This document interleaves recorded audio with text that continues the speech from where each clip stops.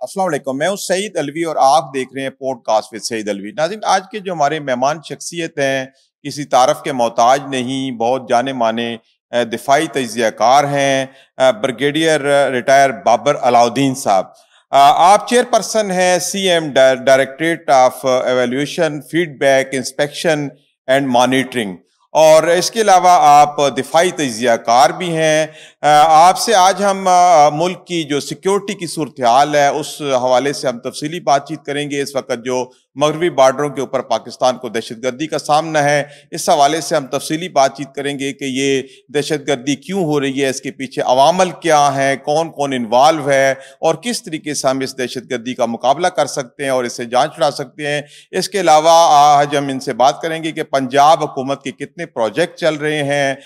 CM Maryam Nawaz साहिबा की तरफ से जो इनिशिएटिव लिए गए हैं, वो कहा जाता है कि 100 के करीब ऐसे प्रोजेक्ट हैं जो कि बड़े कलील वक्त में CM साहिबा ने जो है वो लॉन्च किए हैं। और ब्रिगेडियर साहब चूंकि इस सारे चीज़ों को देखते हैं, इसकी एवेल्युएशन करते हैं, फीडबैक लेते हैं, इंस्पेक्शन करते हैं, मॉनिटरिंग करते हैं, तो गोया ब्रिगेडियर साहब का बड़ा अहम रोल है इन प्रोजेक्ट को चलाने के हवाले से, इनकी मॉनिटरिंग के हवाले से। तो आज हम तफसीली बात करेंगे कि पंजाब हुकूमत की तरफ से जो प्रोजेक्ट लॉन्च किए गए हैं वो कहाँ तक पहुँचे, किस हद तक वो कामयाब हैं और आवाम उससे कितनी मुस्तफ़ीद हो रही है।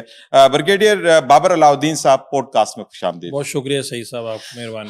ब्रिगेडियर साहब, क्या समझती हैं कि इस वक्त जो हमें मगरबी बार्डरों के ऊपर परेशानी का सामना है, दहशतगर्दी का सामना है, क्या वजूहात हैं कि ये दहशतगर्दी जो है वो अफगानिस्तान की तरफ से आ रही है और हमारे पड़ोसी दोस्त मुल्क जो है वहाँ पे जो अफगान रजीम है, क्या वजह है कि वो पाकिस्तान के हक में रही हमेशा? आज ऐसा वक्त आ गया है कि हमें उसकी तरफ से मुसलसल मज़ामत और दहशतगर्दी का सामना है।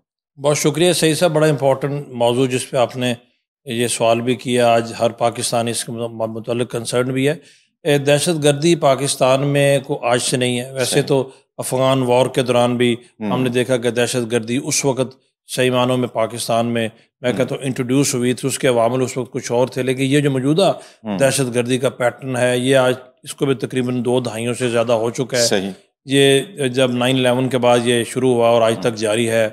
9/11 के बाद दुनिया बहुत बदल गई, दुनिया ठीक भी होगी, सेटल भी होगी, लेकिन हमारा ये खित्ता है पूरा पाकिस्तान के इलाका, पहले तो सिर्फ खैबर पख्तूनख्वा के जो साबका कबायली इलाकों तक महदूद थी, वह भी बलूचिस्तान के इलाकों में भी फैल चुकी है। तो आपका ये सवाल कि अफ़गानिस्तान हमारा हमसाया मुल्क है, हमने हमेशा उसके फेवर किया है, उसके अवाम के साथ बहुत भलाई की है, इसमें कोई दो राय नहीं है।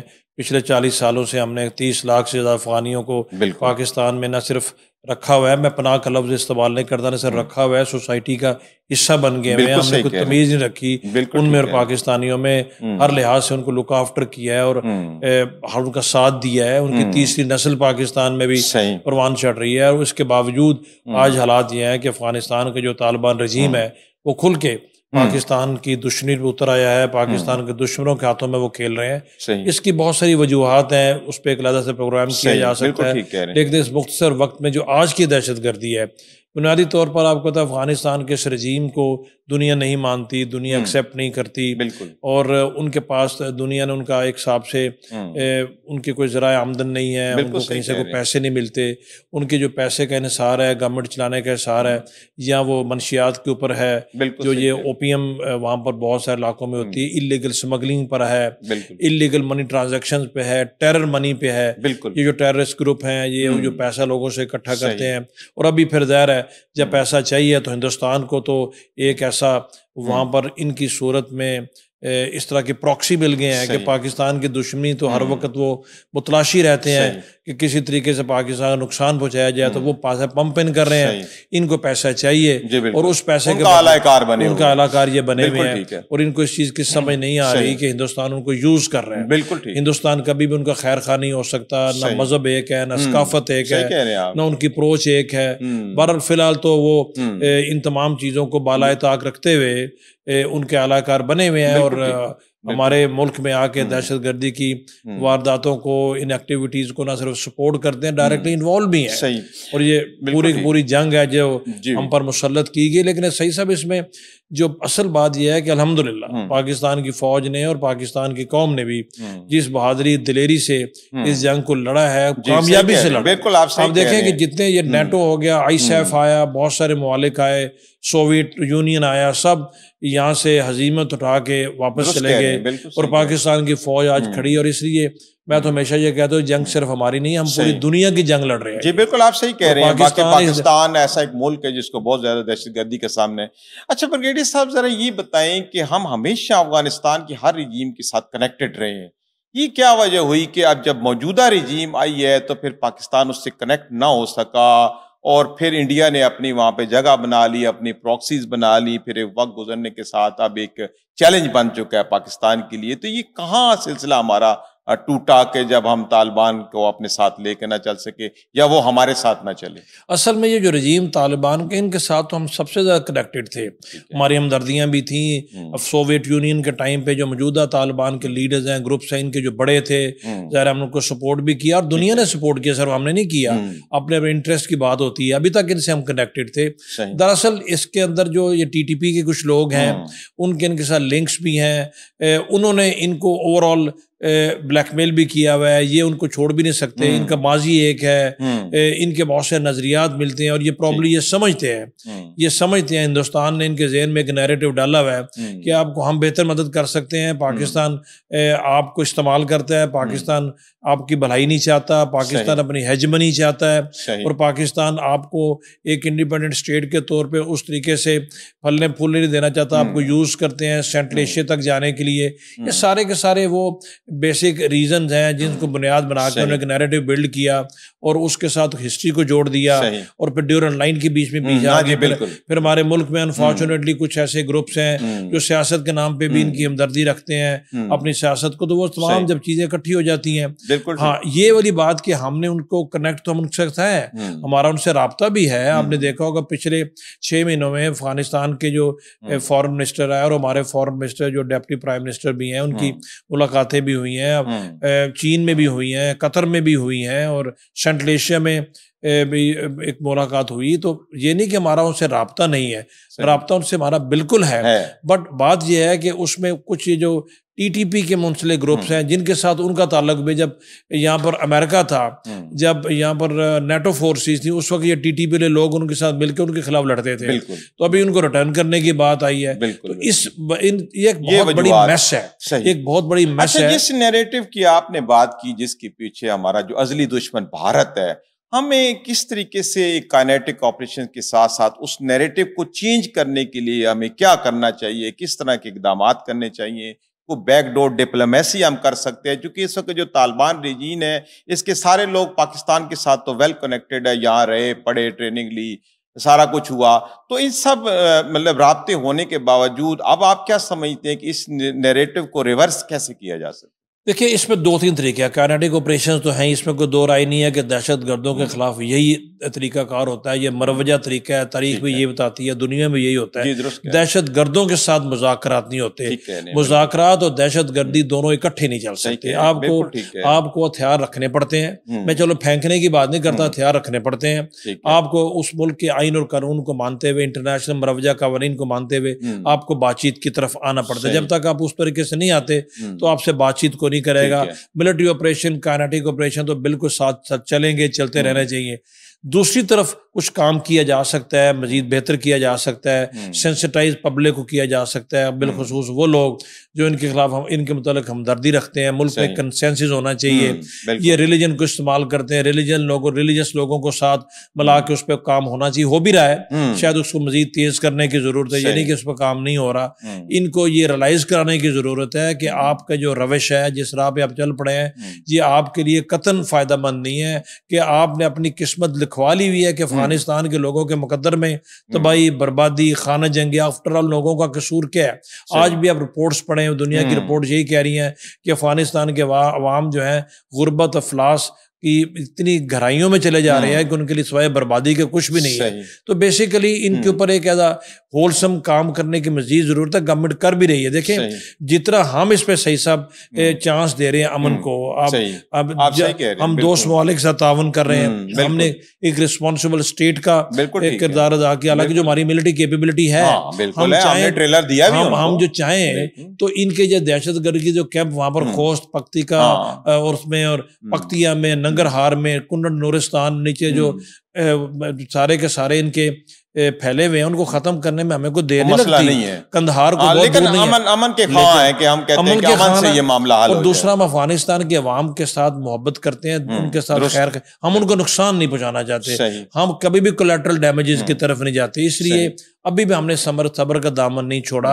अपॉर्चुनिटी अभी भी उनके पास है। बिल्कुल आप जो है पाकिस्तान के खिलाफ ये हथियार फेंक दें, और आपने देखो कभी आज तक उनका कोई ऐसा कोई मुतालबा भी सामने नहीं आया। कुछ भी नहीं है, ये तो बस वो भारतीय वो बने हुए हैं, प्रॉक्सीज वो कर रहे हैं। अच्छा ब्रिगेडियर साहब, आप क्या समझती हैं कि जिस वक्त तालिबान रिजीम है, ये जितने भी दहशतगर्द ग्रुप हैं, क्या जो पाकिस्तान के अंदर दहशतगर्दी में मुलव्वस है, ये उनके कंट्रोल में है? अगर कोई मुआहदा ऐसा तालिबान रिजीम कर लेती है तो इनके ऊपर कंट्रोल पा सकेगी, इनको नकेल डाल सकेगी? देखिए, कंट्रोल भी सही सब किसी हद तक एक इशू है, इनके अंदर आपस में बहुत सारे डिफरेंसेस हैं। आप देखें मुल्ला हैबतुल्लाह, इनके जो तालिबान के वो आजकल सुप्रीम लीडर है, और उनको भी अपनी लोकेशन चेंज करना पड़ती है, अपनी सिक्योरिटी इंप्रूव करनी पड़ती है, इन्हांस करनी पड़ती है।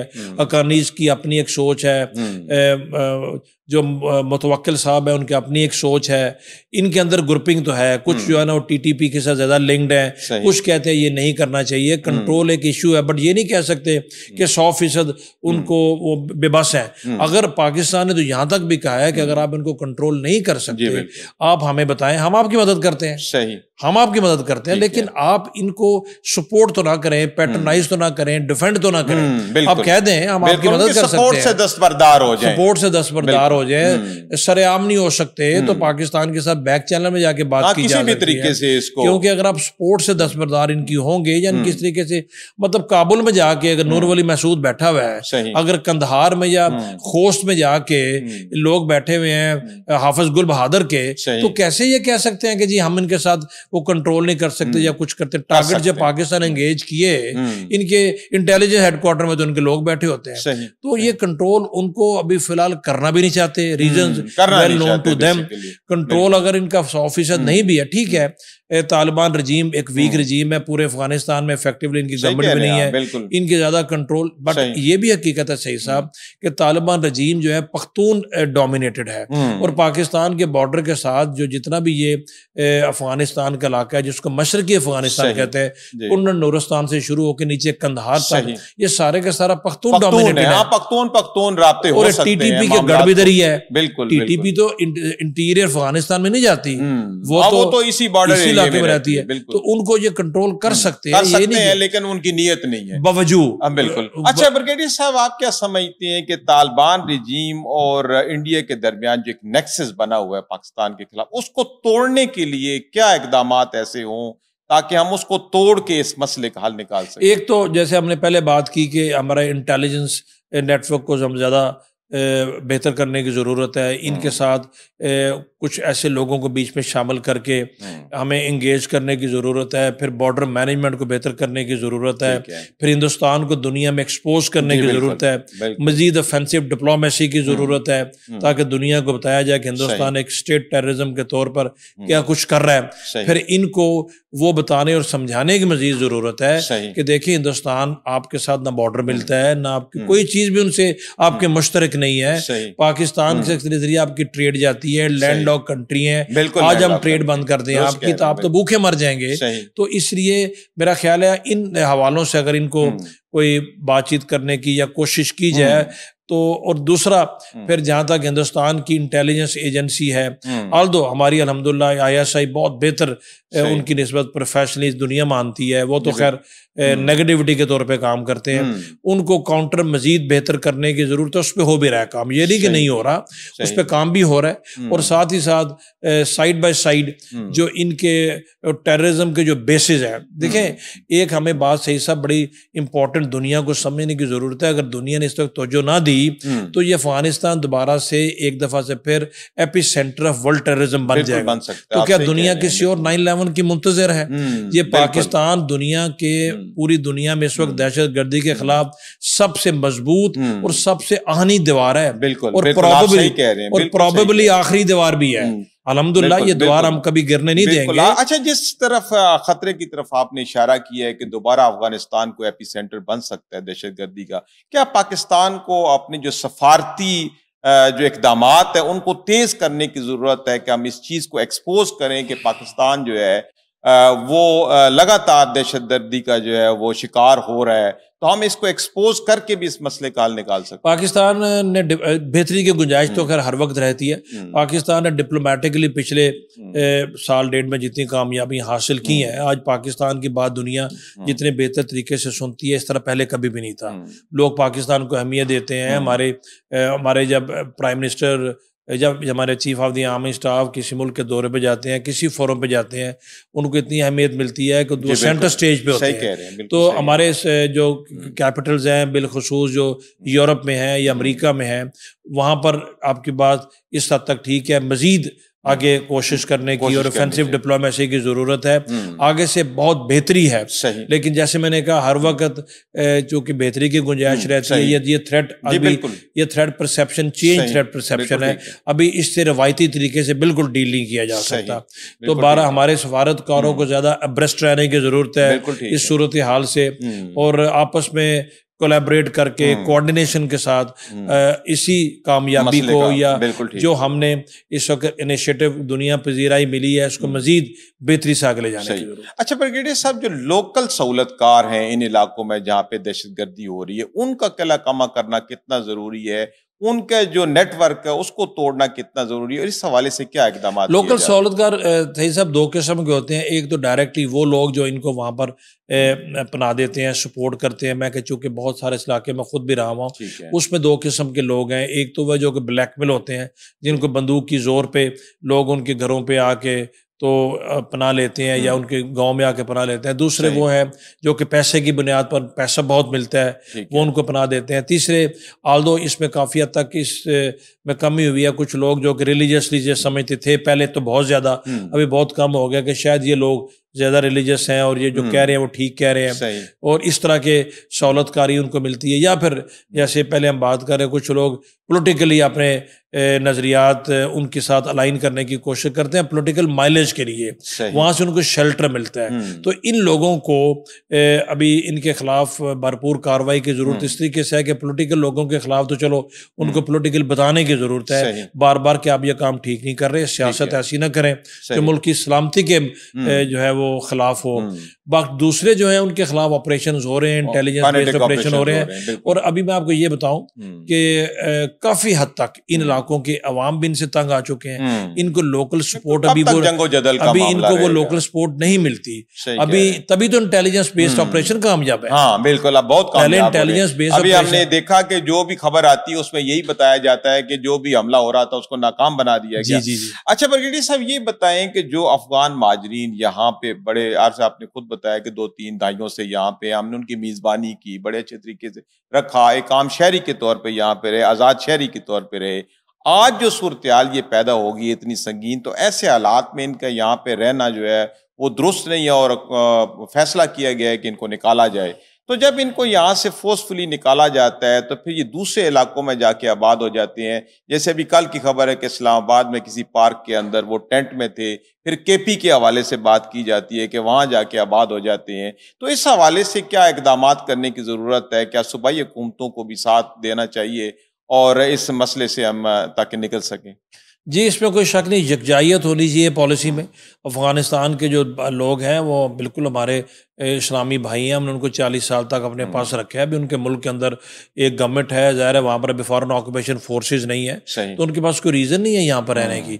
हम उनको इज़्ज़त एहतराम से वापस भेज रहे हैं, इंटरनेशनल कवानीन के मुताबिक भेज रहे हैं, इंसानी हकूक़ का ख्याल रख रहे हैं, ज़्यादती नहीं कर रहे, किसी को मार पीट नहीं रहे, उनको गाड़ियों में बिठा के इज़्ज़त से उनके मुल्क में छोड़ के आते हैं। तो अभी उनको अपने मुल्क में जाना चाहिए और अफ़गान तालिबान तालिबान को अपने मुल्क में उनको सेटल करना चाहिए, तभी दुनिया को बता सके कि उनका मुल्क पुरअमन है। बाकी जहाँ तक इस चीज़ का तल्लक है, बिल्कुल प्रोविंशियल गवर्नमेंट और फेडरल गवर्नमेंट की आपस में कोऑर्डिनेशन बहुत ज़रूरी है, और फेडरल गवर्नमेंट के डिसीजन को प्रोविंशियल गवर्नमेंट को 100 तरीके से, हर लिहाज से उसको सपोर्ट करना चाहिए। उसमें सबसे इंपॉर्टेंट रोल KPK की गवर्नमेंट का है। खैबर पख्तूनख्वा में 13 साल से एक पार्टी की गवर्नमेंट है, एक इलेक्टेड गवर्नमेंट है, उसकी सब उसके मैंडेट का सब एहतराम करते हैं। बट पंजाब से या दूसरे सूबों से, बलोचिस्तान से जब इन लोगों को निकाला जाता है, ज़रा पंजाब का डायरेक्टली बॉर्डर तो अफगानिस्तान से नहीं मिलता, सिंध का नहीं मिलता, तो उनको जब आपने उनको वहां से निकाल के भेजना है तो या बलोचिस्तान की जरूर जाना, या उन्होंने खैबर पख्तूनख्वा। अभी KPK की गवर्नमेंट जब उनको नहीं निकालती, वो उनको वहां पर रखने के ऊपर आमादा है, तो एक बहुत बड़ा सवालिया निशान उठता है, क्योंकि ये लोग सिर्फ अभी पंजाब के लोगों के लिए बर्डन या सोसाइटी के लिए इश्यूज क्रिएट नहीं कर रहे, खैबर पख्तूनख्वा के लोगों के लिए भी इश्यूज क्रिएट कर रहे हैं। हमने यहाँ से निकाल दिया, वहां पर आपने उनको रख लिया, तो ये एक अच्छा तासुर नहीं है। फेडरल गवर्नमेंट के साथ बिल्कुल ताउन करना चाहिए, ताकि इन लोगों को पता हो कभी उन्होंने अपने मुल्क वापस जाना है, और उनको ये नहीं है कि उनको अब यहाँ से निकाल देंगे, वो अटक ब्रिज पार करेंगे तो उनको फिर आगे जाके सेटल हो जाएंगे। तो इस तरह की बात नहीं होनी चाहिए। इज्जत, रिस्पेक्ट, हाँ अगर कहीं पर कोई इशू है बिल्कुल डिस्कस करें, इसमें कोई दो राय नहीं है कि अगर किसी के साथ कोई इंसानी ह्यूमन राइट्स का इशू है, बताएं, गवर्नमेंट उसका ख्याल रखेगी, गवर्नमेंट उनको इंश्योर करेगी कि उनको इज्जत एहतराम के साथ वापस छोड़ के उनके मुल्क में है। बट अभी सही साहब को रीजन नहीं है उनके वापस ना जाने की। अब सारी उम्र तो नहीं रह सकते, मुलव्वस है तो हम खून और तिजारत जैसे ये तो कहा गया कि हम खून और तिजारत एक जगह नहीं कर सकते, तो जब वो हमारा वो यहाँ पे दहशतगर्दी और मुलव्वस है तो हम कैसे उनको फिर कब तक रखेंगे आप? बिल्कुल आप सही कह रहे हैं, ये भी बात आपकी ठीक है, कब तक रखेंगे? इंडेफिनिट पीरियड ऑफ टाइम के लिए तो मुहाजिरीन नहीं रह सकते। जी बिल्कुल ठीक है। अच्छा ब्रिगेडियर साहब, ये भी कहा जाता है, आप बताएं कहाँ तक दुरुस्त है कि PTI ने दोबारा जो है वो तालिबान को KP में आके आबाद किया, जिसकी वजह से आज ये मसाइल जो है वो ज्यादा हो गए हैं?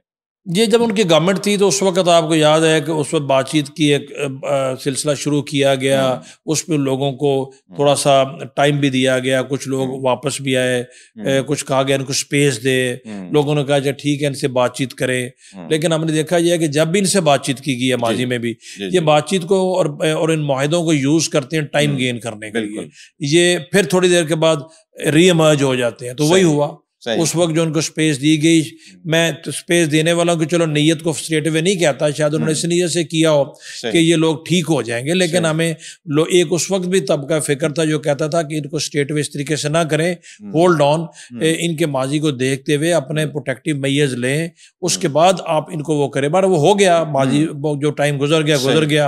और बट अभी भी आप देखेंगे जो हम बात कर रहे हैं, जब मुहाजिरीन को वहां से नहीं भेजते आप, तो आप इनके लिए बार बार कहते हैं कि आप इनसे बातचीत करें और इनको इस तरीके से इनके खिलाफ मिलिट्री ऑपरेशन ना हो, और बार बार ये कहा जाता है कि हम मिलिट्री ऑपरेशन नहीं होने देंगे, तो इससे उनको शय मिलती है। बिल्कुल। इससे उनको शय मिलती है। ये बिल्कुल तासुर नहीं जाना चाहिए। तासुर ये होना चाहिए कि पॉलिटिकल गवर्नमेंट कोई भी हो, पाकिस्तान के नेशनल इंटरेस्ट में, स्टेट पॉलिसी में सब है। हाँ, अगर आपको कुछ तहफुज़त है तो बजाय इसके मार्केट में गैलरीज को प्ले करने के बजाय फेडरल गवर्नमेंट में आए, KPK के चीफ मिनिस्टर है, रिस्पेक्टेबल है, आए प्राइम मिनिस्टर से इजलास होते हैं, आप मुश्तरका मुफादत काउंसिल के इजलास होते हैं, आप सिक्योरिटी के ऊपर इजलास। बट जब इस तरह के इजलास में आप आएंगे नहीं, उस फोरम को यूज नहीं करेंगे। बिल्कुल आप सही कह रहे हैं। जब कौमी सलामती का मामला है तो फिर तो सबको एक पेज पे होके ये करना पड़ेगा। ब्रिगेडियर साहब, पंजाब की तरफ से आते हैं, चूंकि आप चेयरपर्सन है CM's directorate of evaluation, feedback, inspection और मॉनिटरिंग। एक नाम लंबा है, हमें जरा देख के पढ़ना पड़ता है, माजरत। तो आप तो एक तो इसका स्कोप बता दें कि इस इदारे का स्कोप क्या है जिसको आप हेड करते हैं, क्या क्या चीजें देखते हैं, रोजमर्रा हुकूमती मामलात में आप कैसे इन्वॉल्व होते हैं? बड़ी मेहरबानी। वैसे तो इसके ऊपर एक भरपूर प्रोग्राम करने की जरूरत है। ठीक है, स्कोप बहुत बड़ा है। आपने जरूरत की बात की कि जरूरत क्यों पेश है। देखें, इस नाम से पहले इदारा नहीं था। पंजाब गवर्नमेंट में मुख्तलिफ महकमों में मॉनिटरिंग के भी अपने सेटअप्स हैं, और ज़ाहिर है पंजाब गवर्नमेंट के लेवल पे भी हैं। जैसे आपने जिक्र किया, पंजाब में पहले एक CMIT है, चीफ मिनिस्टर इंस्पेक्शन टीम है, एक स्पेशल मॉनिटरिंग यूनिट है, चीफ मिनिस्टर इंस्पेक्शन सेल भी है, क्राइम्स के हवाले से भी पुलिस का अपना एक निज़ाम है। लेकिन वो इंडिपेंडेंट छोटे छोटे इदारे directly under the chief ministers secretariat काम करते थे, क्योंकि CM सीएम का एक एजेंडा बहुत बड़ा है जी, बिल्कुल। एक रेवोल्यूशनरी एजेंडा है। इस पे बहुत सारे इकदाम ऐसे हैं जो पहले हमने कभी नहीं देखे। वो चाहती हैं कि लोगों को एक वाज़ेह तब्दीली नजर आए हर शोबा जिंदगी में, और 100 के करीब अभी तक उनके इनिशिएटिव्स ऐसे हैं जिसको लॉन्च कर चुकी हैं। तो उन्होंने रिक्वायरमेंट समझी कि सेंट्रली एक अरेंजमेंट हो जो इन चीज़ों को देखे। तो उन्होंने इन 4 छोटे जो अदारे हैं उनको यकजा करके एक डायरेक्टरेट बना दिया और मुझे उन्होंने जिम्मेदारी दी। अभी वो अदारे काम तो पहले भी कर रहे थे, बट अभी ज़्यादा यकजाइयत के साथ कुछ उनमें सीएम समझती हैं कि वो काम कर भी रहे हैं और करना मजीद आगे चाहिए, और उनको एक ऐसा निज़ाम होना चाहिए जो कि सीएम को डायरेक्टली इन चीज़ों के बारे में रिपोर्ट करे और दरमियान में कोई और चैनल ना हो, ताकि सीएम को मुख्तलिफ एंगल से रिपोर्ट्स आती हैं, वो खुद भी चेक करती हैं। तो जब वो उन्होंने कंफर्म करना हो, वेरीफाई करना हो, तो वो मेरे जरिए करे या इन अदारों के जरिए करे। बड़ा हेक्टिक काम है और इसमें बहुत काम करने की जरूरत है, क्योंकि सीएम का एजेंडा बहुत बड़ा है, रेवोल्यूशनरी है और अनरियलिस्टिक नहीं है, रियलिस्टिक एजेंडा है। अच्छा, अमूमन आमतौर पे ये तासर लिया जाता है कि मरीम नवाज साहबा ने बड़े कम वक्त में बहुत ज्यादा प्रोजेक्ट अनाउंस कर दिए हैं, तो ये बस कागजी ही होंगे। तो आप जरा इनकी तफसील बताएं कि वाकई सीएम का जो विजन है, उनकी नीयत है, वो कितनी खरी है और वो कितना करना चाहती है, और वो इन प्रोजेक्ट के हवाले से वो कितनी कंसर्न रहती है। देखिए, जहाँ तक प्रोजेक्ट्स का ताल्लुक है, इनिशिएटिव तो 100 के करीब हैं। कंसर्न कितना रहती हैं, जितना वो फीडबैक लेती हैं। कुछ तो मीटिंग्स आपको नजर आ जाती है मीडिया के थ्रू, बहुत सारी आपको पता भी नहीं चलता। वो खुद उन्होंने बड़ा इतना स्ट्रॉन्ग फॉलोअप मैंने आज तक कभी नहीं देखा, और तभी आपको काम होता नजर भी आ रहा है। वो इन तमाम प्रोजेक्ट्स की ओवरऑल मीटिंग्स भी लेती हैं और इंडिविजुअली मिनिस्ट्रीज के साथ वो फॉलोअप मीटिंग्स रखती हैं और खुद इन चीजों में इन्वॉल्व है।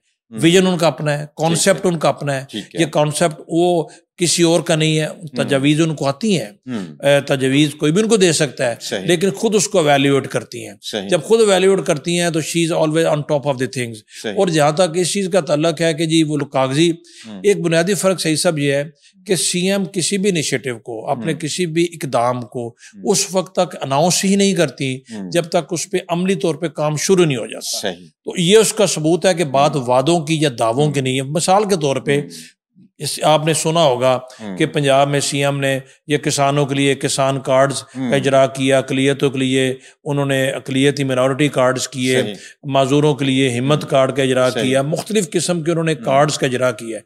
जिस दिन अनाउंस तब करती हैं जब अमली तौर पे उस पे काम शुरू हो जाता है। मतलब पहले प्रोजेक्ट डिजाइन होता है, फिर उस पे ऊपर काम होता है, उसके बाद फिर अनाउंस किया पहले कंसीव होता है, प्लान होता है, उसकी निटी-ग्रिटीज देखी जाती हैं, इम्प्लीमेंटेशन का एक पूरा मैकेनिज्म उसको वज़ा किया जाता है, उसके ऊपर तमाम डिटेल्स वर्कआउट की जाती हैं और अनाउंस तब किया जाता है जब उसने रोल आउट होना होता है। और इसलिए फर्क है कि आपको काम हकीकी तौर पे इसमें कोई भी बंदा नहीं कह सकता कि ये सिर्फ कहने की बात है। सही। अच्छा, इम्प्लीमेंटेशन के हवाले से अमूमन अवाम के अंदर सवाल आता है कि किस हद तक इम्प्लीमेंटेशन होगी। जो प्रोजेक्ट पहले अनाउंस किए गए हैं, जिनको 1 साल से ज्यादा अरसा हो गया है, तो आप चूंकि ये सारी देखते हैं चीजों को, इंस्पेक्शन को, मॉनिटरिंग को, तो आपको ये हमें परसेंटेज या आइडिया देंगे कि जो पहले प्रोजेक्ट थे किस हद तक इम्प्लीमेंट हो चुके हैं? इम्प्लीमेंटेशन के लिए एक तो जैसे मैंने कहा, सीएम बहुत पर्सनली उनका फॉलोअप बहुत स्ट्रांग होता है, रिपोर्ट्स लेती रहती है, सिर्फ कागजों की बात तक नहीं आती, दौरे करती हैं, इन्वॉल्व रहती हैं, पब्लिक के साथ इंटरेक्शन होता है, तो पब्लिक रिप्रेजेंटेटिव होता है। जो उनके बड़े बड़े जो उनके प्रोग्राम, फॉर एग्जांपल सुथरा पंजाब है, दुनिया ने उसकी तारीफ की है। दुनिया ने भी रिसेंटली सीएम ब्राजील में गई हुई थी, तो वहां पर भी इसकी बाज़गश्त सुनी गई, वहां पर जाके माहौलियात की कॉन्फ्रेंस में भी इसका जिक्र हुआ, लोगों ने बड़ा इनामाक से उसको सुना, उसको एज अ सक्सेस मॉडल लेके दुनिया आगे चल रही है। और उस पे वो खुद भी इसको देखती हैं, पब्लिक भी उनको फीडबैक देती है, और जब किसी जगह पे विजिट पे जाती हैं, उन्होंने पब्लिक को डायरेक्टली इन्वॉल्व करने के लिए एक ऐसा मैकेनिज्म बनाया कि आप और मैं भी किसी जगह पे अगर आपको सफाई नजर नहीं आती, आप फौरन पिक्चर लेके उसको अपलोड करेंगे, वो सीएम देखेंगे, फिर आप हैरान हो जाएंगे कि जितने भी हमारे डिप्टी कमिश्नर्स हैं, जितने डीपीओज हैं, जितने सेक्रेटरीज हैं, मिनिस्टर्स हैं, इन तमाम लोगों की कारकर्दगी सीएम ने इनके ग्रुप्स बनाए हुए हैं, उन ग्रुप्स में शामिल होती हैं, तमाम उनकी रिपोर्ट्स को देख रही होती हैं, जहां पर जरूरत पड़ती है बीच में अपना व्यू पॉइंट भी देती हैं, लोगों को अप्रिशिएट भी करती हैं, और जहां पर कोई बेहतरी की जरूरत होती है साथ उनको पॉइंट आउट भी करती हैं। और इन तमाम ये प्रोजेक्ट की जहां तक कामयाबी का तल्लक है, पब्लिक सबसे बड़ा आपको एक सोच नजर आता है। मिसाल के तौर पे सीएम का एक प्रोजेक्ट है अपना छत अपना घर। अच्छा। अभी तक 1 लाख से ज्यादा लोग अपने घर या तो मुकम्मल कर चुके हैं या मुकम्मल करने के करीब है। मैं खुद उनको जाके विजिट करता हूँ। ये वो कागजी बातें नहीं है। और जब उन लोगों को जाके सही सभा मिलते हैं जिसके पास कोई घर ही नहीं था, जब वो उस ग्रे स्ट्रक्चर में छत बना के बैठा हुआ है तो उसकी खुशी की इंतहा का अंदाजा या आप सही कह रहे हैं। बिल्कुल, बेघर को घर मिल जाए और क्या चाहिए। और सीएम के जितने भी इनिशिएटिव है, इसमें ये तमाम के तमाम इनिशिएटिव जो हैं इनकी कामयाबी आप ये कह सकते हैं कि ये अब ये नहीं कह सकते कि 10% या 20% या 50%, 100%। मतलब आपके कहने का मकसद है कि जितने भी प्रोजेक्ट इनिशिएट हो रहे हैं उनकी जो इम्प्लीमेंटेशन है वो 100%। हाँ, एक चीज है जहां पर कोई बेहतरी की, अभी जैसे सीएम ने अभी हाल ही में पिछले 2 वक्त पहले या सुथरा पंजाब के बेसिक इम्प्लीमेंटेशन के कॉन्सेप्ट उन्होंने तब्दीली की है। वो इसलिए की है कि वो ये कहती है जब एक चीज हो गई है तो ये नहीं है कि हरफ आखिर है। जब आपने इंट्रोड्यूस किया है, जब लोगों ने उसको इस्तेमाल करना शुरू किया, तो अगर उसमें कुछ चीजें ऐसी हैं, कुछ तब्दीली की रिक्वायरमेंट है, अगर उसके फायदा डायरेक्टली अवाम को उस तरीके से तक नहीं पहुंच रहा जैसे वो चाहती हैं, तो उसके मैकेनिज्म में तब्दीली भी की जा सकती है। इसलिए तो आप देखते हैं डेली। फिर आपने इम्प्लीमेंटेशन की बात की, पंजाब में नए नए अदारे बन रहे हैं। ये सीसीडी बना है, ये पिरा बना है, नारकोटिक्स का दायरा हमने बना दिया है। ये इसलिए बना है ना, अभी पिरा क्या है, जो हम रेगुलेशन रूल जो है उनकी इम्प्लीमेंटेशन की बात है ना, इन्फोर्समेंट की बात है। तो इन्फोर्समेंट को बेहतर करना, अभी पंजाब में सीएम ने जो अभी हमें एक कानून लेके आए हैं जिसमें ये कब्जा, बिल्कुल ये बहुत बड़ा मसला है, ये इतना बड़ा मसला है। आप यकीन करें, मैं खुली कचहरियां करता हूँ, हर जगह जाता हूँ, लोगों की जिंदगी आराम, सुकून, तर्बा, दुश्मनियां, कत्ल गारत, 10 मरले के प्लाट पे किसी ने कब्जा कर लिया, सारी उम्र गुजर गई। अभी तो ये एक ऐसा ये एक सिंगल इनिशिएटिव सीएम का ऐसा है, मेरा ख्याल है कि ये पूरा माशरा बहुत बड़ी बात है ये। और खास तौर पे जो बैरून मुल्क पाकिस्तानी है उनको ये बहुत बड़ा मसला होता है, उनकी जायदादों पे यहाँ कब्जा कर लिया जाता है। ये बहुत बड़ी खिदमत है और हमने उसको टाइम बाउंड कर दिया है। अच्छा, जो डिस्प्यूट जो रेजोल्यूशन कमेटीज डिस्ट्रिक्ट लेवल पे उनको 3 महीने दिए, स्पेशल कोर्ट्स बना दिए, उन स्पेशल कोर्ट्स को भी 3 महीने का टाइम दिया है। तो 90 डेज के अंदर अंदर वो ये पूरा प्रोसेस कंप्लीट हो जाएगा, जहां पर साल लग जाते थे। साल वो तो दादा केस करता था, पोते तक चलता था, जायदादों के केस का हल होते थे। ये तो बहुत बड़ी बात है। बिल्कुल ठीक है। अच्छा, मेडिकल के सेक्टर में क्या हो रहा है? सेहत आमा के लिए क्या क्या इकदाम किए जा रहे हैं? कोई नए अस्पताल बनाए जा रहे हैं? पुराने अस्पतालों की अपग्रेडेशन के लिए क्या काम हो रहा है? मेरा ख्याल इस पे तो अलग प्रोग्राम है हमें करना चाहिए। पंजाब के तरीके का हाईएस्ट बजट जो है ना इस साल हमने रखा मेडिकल के शोबे के लिए। बहुत सारे नए हॉस्पिटल बन रहे हैं। हाँ, जो मौजूदा हॉस्पिटल उनकी कैपेसिटी को बिल्ड किया जा रहा है, इनहांस किया जा रहा है। उसके अलावा जो हमने आउटसोर्स एक मॉडल है BHU और RSCs का, वो एक ऐसा मॉडल है कि उसके जो अगर आप उसके खदोखाल में जाएं, उसकी तफसील में जाएं, तो आप पब्लिक को भी पता होना चाहिए कि वो सही मायनों में, और सीएम मींस बिजनेस, इसको हर सूरत में कामयाब होना है। हॉस्पिटल हमने रीवैम्प कर दिए हैं, इन अस्पतालों में नए जाएं। पिछले दिनों में एक हफ्ता राजनपुर गया हुआ था मैं, वो रुझान जमाली से आगे ट्राई बॉर्डर जंक्शन पे गया और उधर जाके मैंने देखा, मैं ऊपर ट्राइबल एरिया में गया, मैं उधर मैं ट्राइबल एरिया में गया, हड़ंद एक जगह, वहां पर जाके मैं देखा, शाह वाली एक बिल्कुल ट्राई बॉर्डर जंक्शन के ऊपर एक जगह, वहां पर मैं गया और जो हॉस्पिटल जाके देखे, जो उनकी बिल्डिंग्स हैं, इस तरह का। मैं ये नहीं कहता कि जी मैं पंजाब गवर्नमेंट का हिस्सा हूं तो मैं कोई तशहीर कर रहा हूँ। जाके देखें, यूरोप में भी आपको इस तरह के हॉस्पिटल नजर नहीं आते। फिर आप देखें जो कैंसर हॉस्पिटल जनूबी एशिया का सबसे बड़ा हॉस्पिटल लाहौर में बन रहा है। गवर्नमेंट सेक्टर में कभी हॉस्पिटल कैंसर का था ही नहीं। दिल के अस्पताल बन रहे हैं। सरगोदा का अगले 2 से 3 हफ्तों में सीएम उसको इनॉग्रेट कर रही है। लाहौर में एक मेडिकल डिस्ट्रिक्ट बन रहा है जिसमें 7 हॉस्पिटल्स होंगे। अच्छा, और ये कहां बन रहा है? ये रिंग रोड के ऊपर अगर आप जब जाते हैं, सफर करते हैं, तो LD एवेन्यू से बाहर निकले तो आजकल जमीन की उसमें एक्विजिशन तेजी से जारी है। और जितने सीएम के मंसूबे हैं, ये नहीं है कि साल कैंसर हॉस्पिटल फेज 1 जनवरी में रोल आउट हो रहा है। अच्छा, ये मेडिकल डिस्ट्रिक्ट 2027 इंशाल्लाह। तो ये कहने का इतने बड़े और सीएम ने कह दिया पंजाब के हर डिस्ट्रिक्ट में कार्डियक हॉस्पिटल होगा। हर कार्डियक हॉस्पिटल में पीड्स कार्डियोलॉजी उसका इनबिल्ट यूनिट होगा और मुफ्त, 100% मुफ्त। पिछले लोगों ने कहा कि जी इन्होंने हेल्थ कार्ड खत्म कर दिए, और भाई जब सरकारी अस्पतालों में दवाइयां इलाज मुफ्त है तो सरकारी अस्पतालों में हेल्थ कार्ड की जरूरत नहीं है। प्राइवेट हॉस्पिटल में भी है, वो हमने खत्म नहीं किया। सीएम ने कैंसर के इलाज के लिए जो चाइना से एक मशीन मंगाई है, जो मियां हॉस्पिटल लग गई है, 3 और आ रही है। और पंजाब की हेल्थ फैसिलिटी पे सही साहब सिर्फ पंजाब के लोग मुस्तफीद नहीं हो रहे। मैं पेरीफेरी डिस्ट्रिक्ट पे जाता हूँ, अटक गया हूँ, मैं डेरा गाजी खान गया हूँ, मैं राजनपुर गया हूँ, मियां वाली गया हूँ, बखर गया हूँ, रावलपिंडी इटसेल्फ।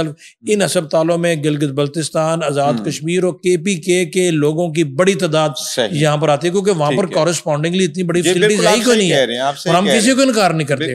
पंजाब गवर्नमेंट किसी को ये नहीं कहती कि भाई तुम्हारा इलाज जो है ना शनाख्ती कार्ड के बेस पे होगा। मैं डीजी खान में गया हूं तो वहां पर मुझे वाना के पेशेंट नजर आए, मुझे वहां पर डेरा बुगटी कोलू के पेशेंट नजर आए, राजनपुर में नजर आए, मुझे अटक में, रावलपिंडी में, मियां वाली में, बन्नू, लकी में। इस हवाले से फिर हम किसी प्रोग्राम में तफसीली बात करेंगे, आगे बढ़ते हैं। तालीम के हवाले से क्या इकदाम किए जा रहे हैं? अभी ये देखा जाता है कि प्राइवेट इदारे तो बहुत तरक्की कर रहे हैं, लेकिन गवर्नमेंट के कॉलेजेस के हालात बहुत ख़राब होते हैं। गवर्नमेंट स्कूलों के गो स्कूल हैं, कभी भी कोई खैर की खबर जो है वो सरकारी स्कूलों की तरफ से नहीं आई। तो अब क्या तब्दीली पैदा? तालीम के मैदान में भी हाईएस्ट बजट जो सीएम ने दिया है, ब्लॉक एलोकेशन में बहुत पैसा रखा है, अरबों रुपया लगाया जा रहा है स्कूलों के मिसिंग फैसिलिटीज में, जिसमें ये चीज़ें ही हैं। कोई एडिशनल कमरे हैं, कोई फर्नीचर है, कोई लेबोरेटरीज हैं, उन पर काम शुरू हो गया। आप खुद देखेंगे विद इन नेक्स्ट 2-3 मंथ्स उस पर किस हद तक काम हुआ है। आउटसोर्स कर रहे हैं स्कूलों को पेफ के जरिए, वो स्कूल जो कि दूर दराज हैं, जहाँ पर टीचर्स नहीं है या बच्चे नहीं है, आउटसोर्स उनको कर रहे हैं। पर साथ ही साथ तालीम के शोबे में सीएम ने जो ये होनहार स्कॉलरशिप है, गरीबों के बच्चे अभी मेरिट बेस्ड उनको स्कॉलरशिप मिल रहे हैं, और उसमें कोई तफरीक नहीं है, इलाके की तफरीक नहीं है, ये तफरीक नहीं है कि उसका बाप वालिद क्या करता है, कोई पोलिटिकल एफिलिएशन की बात नहीं है। फिर साथ ही साथ जो हमारी यूनिवर्सिटीज है उनकी कैपेसिटी हम बढ़ा रहे हैं, लैपटॉप आपने देखा गरीबों को दे रहे हैं।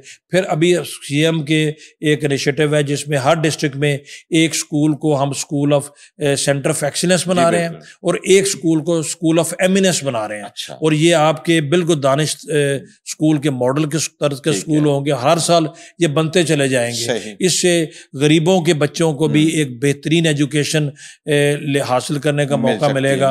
और ओवरऑल सीएम जो है गर्ल्स कॉलेज को बसें दे रही हैं, ताकि बच्चियां जो है ना आसानी से गर्ल्स कॉलेजेस में आए।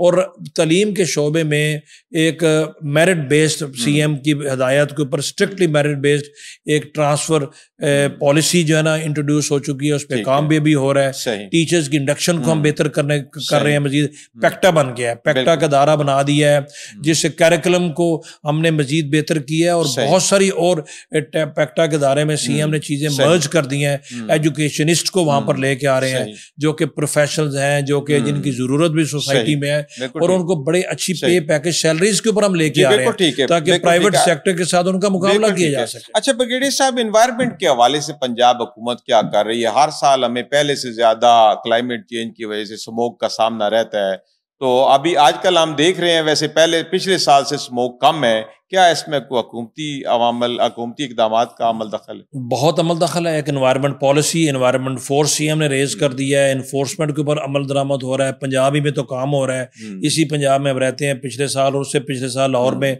जो आपका एयर क्वालिटी इंडेक्स पंजाब के शहरों का था, आपको नजर आ रहा है, आप जाते हैं बाहर, आपको आम आदमी भी देख सकता है, आपको बड़ी बड़ी यहाँ पर स्मोक गन्स लगी हुई हैं, एंटी स्मोक गन्स, जो कि एनवायरनमेंट को ठीक कर रही हैं, इन्फोर्समेंट को बेहतर किया जा रहा है। पंजाब में हार्डली कोई किलन होगा जो आपका अभी जिगजैग पे नहीं होगा। काला धुआं वाली फैक्ट्रियां आपकी सख्ती से बंद है। स्टबल बर्निंग के ऊपर बड़ी सख्ती हमने की हुई है।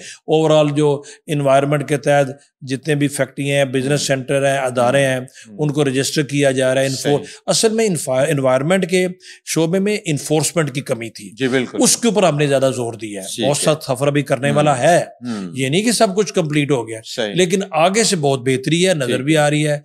आप इंशाल्लाह देखेंगे आइंदा आने वाले 1-2 सालों में मजीद इस पे बहुत बेहतरी होगी। अच्छा, इस साल सैलाब बहुत ज्यादा आया, पंजाब को बहुत ज्यादा मुतासर किया, खासतौर पे हमारे जो ज़री रकबे बहुत बर्बाद हुए, हमारा लाइव स्टॉक जो है वो बह गया, उसके अंदर लोगों को बड़े मसाइल का सामना करना पड़ा। तो पंजाब हुकूमत ने इस सिलसिले में क्या क्या रिलीफ वर्क किया? क्या वो जो वादे किए थे मरीम नवाज साहबा ने, वो पैसे लोगों को मिल गए? इसमें सही सब मैं चूँकि बहुत एक्सटेंसिव विज़िट करता हूँ, मैं पूरा पंजाब विज़िट कर चुका हूँ, पंजाब के 39 मैं फंक्शनल डिस्ट्रिक्ट में जा चुका हूँ, कुछ 60 से ज़्यादा तहसीलों में जा चुका हूँ। मैं वहाँ पर जाता हूँ, रहता हूँ, लोगों से मिलता हूँ और मैंने सैलाब के दौर में बहुत एक्सटेंसिव विज़िट किया है, वहाँ लोगों को जाकर टाइम गुजारा है और मैंने ये देखा कि इस दफ़ा सैलाब के बाद जो सीएम की हदायत के तहत जो सर्वे हुआ है, वो इतना नियर टू एक्यूरेट सर्वे हुआ है। लोगों की शिकायत होती थी पटवारियों से, कानूनगों से, रेवेन्यू स्टाफ से।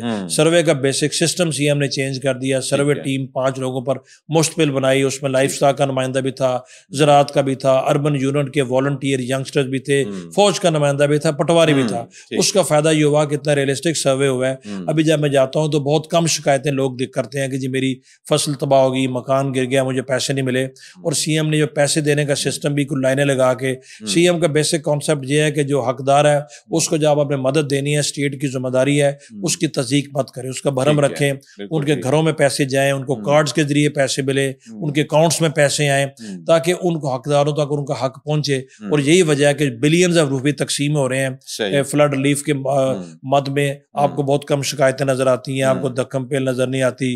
आप लोगों की आपको प्रोपेगेंडास करने के बावजूद आम पब्लिक में जब आप जाते हैं तो आपको मतलब इतनी स्मूथली पेमेंट की गई है कि खबरें भी नहीं बनती और कोई हला गोला भी नहीं होता, हमें पता ही नहीं चलता और ये काम हो रहा है। मतलब आप ये कह रहे हैं कि जितने भी सैलाब मुतासरीन है उनकी मदद कर दी गई, कर दी गई और सिलसिला भी जारी है। अभी उसमें टाइम दिया गया, हमने विद इन मंथ उसको कंप्लीट कर देंगे। सही है। अच्छा ब्रिगेडियर साहब, पंजाब में चूंकि ज्यादा किसान है, ये एक ज़रूरी इलाका है, तो उस किसानों के हालात भी बड़े मखदूश हैं और खासतौर पे फिर किसानों पे टैक्स भी लगा दिया गया, खाद भी महंगी है, बिजली भी महंगी है, डीजल भी महंगा है, किसी तरीके से उनको कुछ सस्ता कर्जा भी नहीं मिलता जिससे वो फसलें लगाने के काबिल हो जाएं।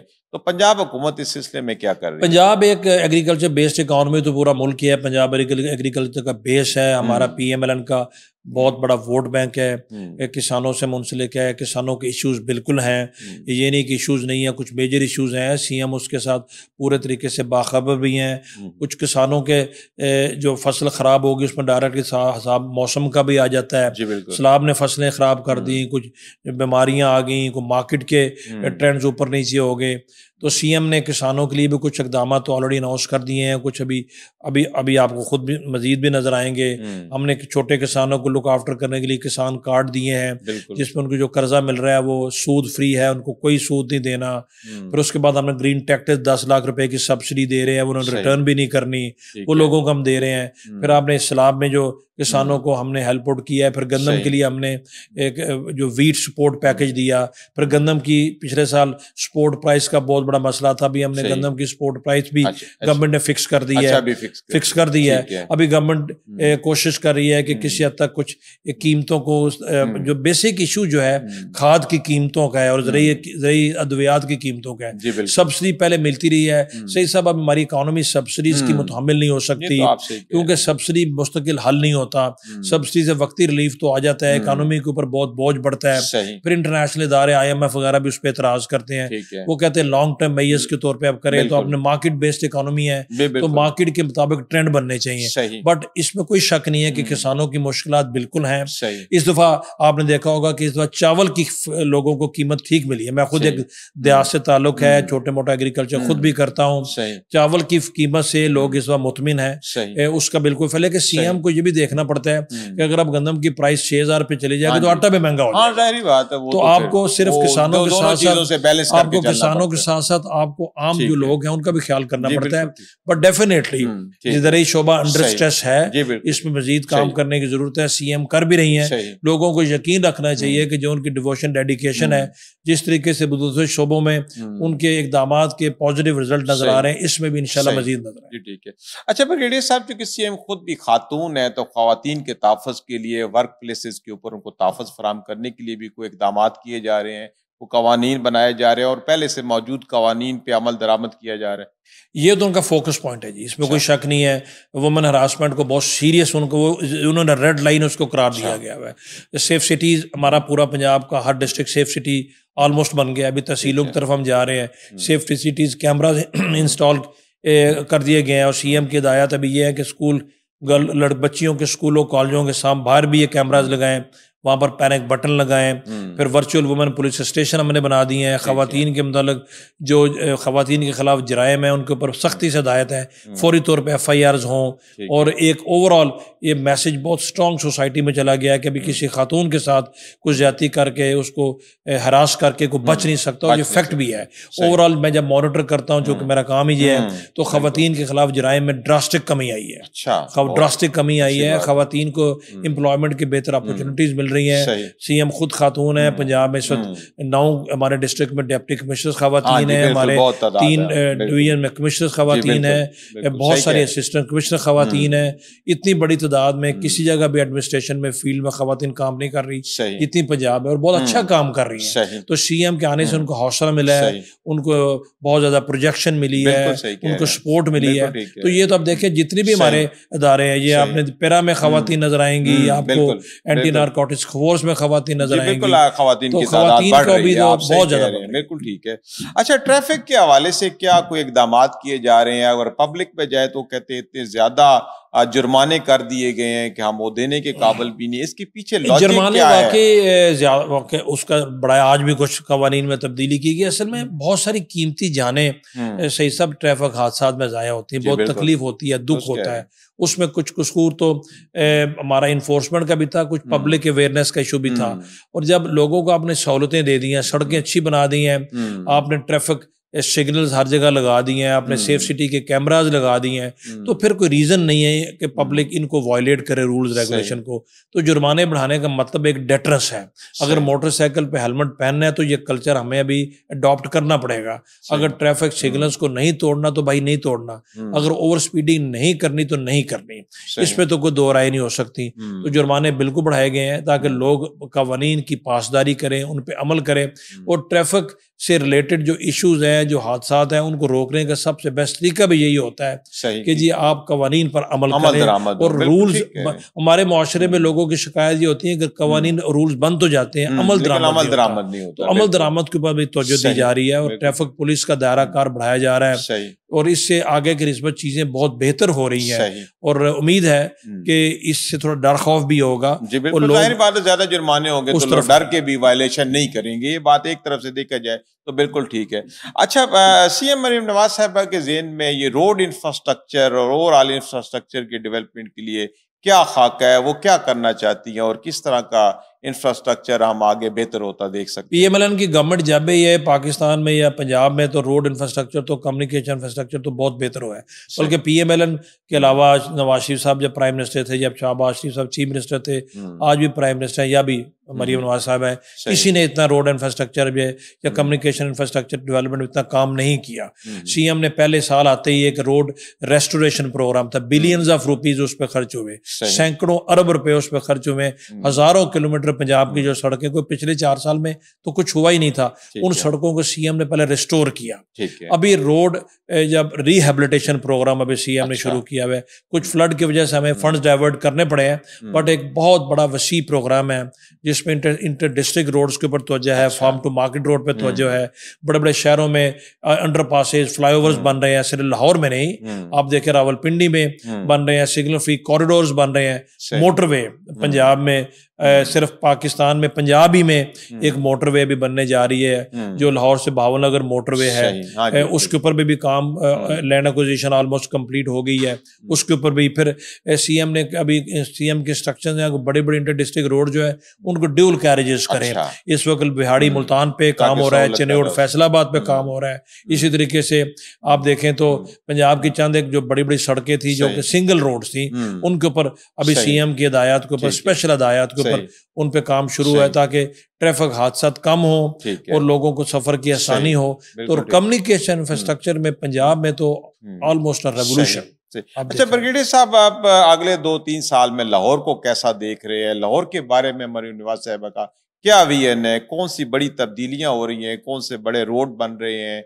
वो बड़े इंटरचेंजेस बन रहे हैं जिससे लाहौर जो है वो जदीद शहर की तरफ। ऑलरेडी हमारे लोग शिकायत करते हैं कि लाहौर पे ज़्यादा तवज्जो देते हैं, इसमें कोई शक नहीं। लाहौर पाकिस्तान का दूसरा बड़ा शहर है और लोगों का रुख लाहौर की तरफ हमेशा से रहा है। तो लाहौर की डेवलपमेंट के लिए सीएम ने लाहौर डेवलपमेंट प्रोग्राम के नाम से 140 बिलियन रुपीस का एक प्रोग्राम शुरू किया हुआ है, जिसमें आधा काम अबाउट 70 बिलियन वासा कर रहा है, बाकी लाहौर मेट्रोपॉलिटन कॉर्पोरेशन कर रही है। सड़कें बन रही हैं, सीवरेज लाइन रीले हो रही हैं, ट्रंक सीवरेज चेंज किए जा रहे हैं, पहली दफा जो ना वाटर ट्रीटमेंट प्लांट लगाए जा रहे हैं, फिर गलियां बन रही हैं, नालियां बन रही हैं, पार्क्स बन रहे हैं, ग्रीन बेल्ट बेहतर हो रही हैं। बहुत सारे एरिया जो वासा के एरियाज नहीं थे, लाहौर के मोला का इलाके जिसमें काना है, जिसमें चुंगी अमर सद्दू है, जिसमें रायवंड के एरियाज हैं, ये बहुत सारे इलाके बेदिया रोड के ऊपर हैं, बरकी रोड के ऊपर हैं। इस तरीके से रिवर रावी के साथ साथ जो एरियाज हैं वो वासा एरियाज अभी हो गए हैं, वहां पर वासा की सीवी लाइंस बिछ रही हैं। तो लाहौर में तो बहुत ज्यादा काम हो रहा है, इस वर्ल्ड सिटी में काम हो रहा है। बट इसके अलावा सही साहब पूरे पंजाब में आपके तवज्जुह से मैं लोगों को बताना चाहता हूँ, सीएम ने एक पंजाब डेवलपमेंट प्रोग्राम के नाम से एक प्रोग्राम लॉन्च कर दिया, जिसमें पंजाब की जितनी भी म्यूनिसिपल कमेटीज और म्यूनिसिपल कॉर्पोरेशंस हैं उनमें सीवरेज का एक मरबूत मरवजा और जदीद तरीन जो सिस्टम है हमने इंट्रोड्यूस कर दिया 52 सिटीज के ऊपर। तो आजकल में काम शुरू होने वाला है। पंजाब के हर डिस्ट्रिक्ट में हमने वासा बना दिया है, पंजाब के हर डिस्ट्रिक्ट में पीएचए बना दिया है, ताकि ये चीजें प्रोफेशनल लोग प्रोफेशनल तरीके से लेके आगे चले और सिर्फ अभी लोगों को आके रिक्वेस्ट ना करनी पड़े कि मेरी गली का सीवरेज ठीक करे। सीएम का कॉन्सेप्ट ये है कि तरक्की जो है ना ये सिर्फ इंडिविजुअल या कुछ शहरों गलियों तक नहीं होनी चाहिए, इवन डेवलप होना चाहिए पूरा पंजाब, मजबूती तरक्की होनी चाहिए, मजबूती तरक्की होनी चाहिए। बिल्कुल ठीक है ब्रिगेडियर साहब, आपका बहुत शुक्रिया। माशाल्लाह आप जिस तरह बोल रहे थे, बता रहे थे, तशनगी रह गई है हर सवाल में, कोई भी सवाल मुकम्मल ना हो सका। इंशाल्लाह फ्यूचर में आपसे एक एक सवाल के हवाले से तफसीली अलग-अलग प्रोग्राम करेंगे, क्योंकि जितना आपने बताया कि बहुत ज़्यादा काम हो रहे हैं, इसको बताने की ज़रूरत है। और ख़ास तौर पे एक चीज़ आपने पॉइंट आउट की कि काम हो रहे हैं, सहूलियात मौजूद है, लेकिन आवाम को इल्म नहीं है कि कहाँ जाके इससे मुस्तफ़ीद हो सकते थे। इस हवाले से भी हम कोशिश करेंगे कि अपने मीडिया के थ्रू ये सारी चीज़ें बता सकें और बार बार आपको बुलाएंगे ताकि सारी चीज़ें आवाम तक हमारे ज़रिए पहुँच सके। जी नाज़रीन, आप सुन रहे थे ब्रिगेडियर बाबर अलाउद्दीन साहब को। ब्रिगेडियर साहब बहुत कुछ बोलना चाह रहे थे, बहुत कुछ बताना चाह रहे थे, लेकिन वक्त की कमी आड़े आई। इंशाल्लाह गाए बगाए इनको हम बुलाते रहेंगे, इनसे आपको मालूमात की फराहमी का जो है वो सिलसिला जारी रहेगा। नाज़रीन, अपने मेज़बान सईद अलवी को इजाज़त दीजिए। अल्लाह हाफ़िज़।